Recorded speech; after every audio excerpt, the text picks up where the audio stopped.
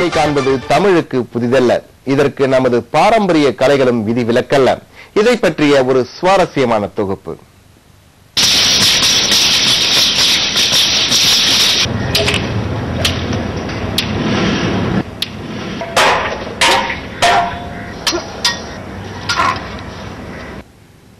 உலகின் பல தற்காப்பு கலைகளுக்கும் தாய்க்கலை என்றே நம் சிலம்பக்கலையை கூறலாம்.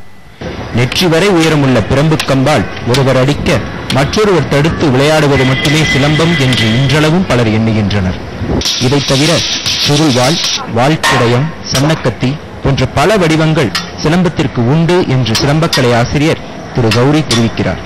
கைவரிசைன்றது குத்து வரிசைன்னு சொல்லுவாங்க. அதாவது வெறுங்கை பயிற்சி முறை. அதாவது அதுதான் இன்னைக்கு வந்து கராட்டே, குங்ஃபு அப்படின்னு சொல்ற வெறுங்கை பயிற்சி முறை தான் வந்து குத்து வரிசைன்னு சொல்லுவாங்க. இந்த வெறுங்கை பயிற்சி முறை சிலம்ப விளையாட்டு. அதை சிலம்பத்தில் கொற்சிலப்பம், வால் சிலமா, எரிச்சிலமா, தீச்சிலமா, கைச்சிலமா என 5 பெரும் பிரிவுகள் இருக்கு. கை, கால், கோல், மெய் எல்லாத்தையும் ஒரு கூட்டுக்குள்ளார கொண்டு வந்து தன்னை பாதுகாத்துக்கிறதும் தன்னை பிசிக்கலா ஃபிட்னஸா வச்சுக்கிறதும் இந்த விளையாட்டு மட்டும்தான். இதில் மற்றொரு மகிழ்ச்சியான செய்தி, இன்றைய நாகரிக இளைஞர்கள் இக்கலையை கற்க வேண்டும் என்ற ஆர்வமாக இருப்பதை. அதிலும் குறிப்பிட்ட வேலைப்பிரிவை சார்ந்த இளைஞர்களுக்கு சிலம்பம் மிகப்பெரிய ஊக்கமாகவும் மன அழுத்தத்தை குறைக்க உதவுவதாகவும் தெரிவிக்கின்றனர்.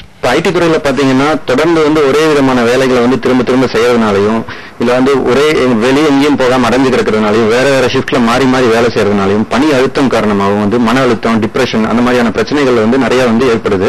வீட்டுல கூட ஒரு மென்டல் ப்ரெஷர், இப்போ ஆபீஸ் ப்ரெஷர் எல்லாம் இருக்கனால வந்து ரொம்ப டென்ஷனாவே இருப்பேன். சோ இந்த கலையை வந்து கத்துக்கிட்டதுக்கு அப்புறம் இப்ப ஒரு 5 மினிட்ஸ் நீங்க வந்து இந்த கலையை வந்து பிராக்டிஸ் பண்ணா கூட உங்களுக்கு வந்து ஒரு நல்ல ரெஃப்ரெஷ்மெண்ட் கிடைக்கும்.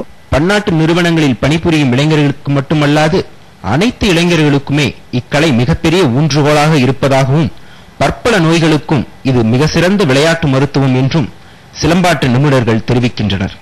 சிலம்பத்தோட உடற்பயிற்சி மன அழுத்தத்தையும், மெமரி பவரையும், கான்சென்ட்ரேஷன் எல்லாத்தையும் இன்க்ரீஸ் பண்றதுக்கு உண்டான ஒரு விளையாட்டு இந்த ஒரு விளையாட்டு தான். கை, கால், கோல், மெய் எல்லாத்தையும் ஒரு கூட்டுக்குள்ளார கொண்டு வந்து தன்னை பாதுகாத்துக்கிறதும் தன்னை பிசிக்கலா ஃபிட்னஸா வச்சுக்கிறதும் இந்த விளையாட்டு மட்டும்தான்.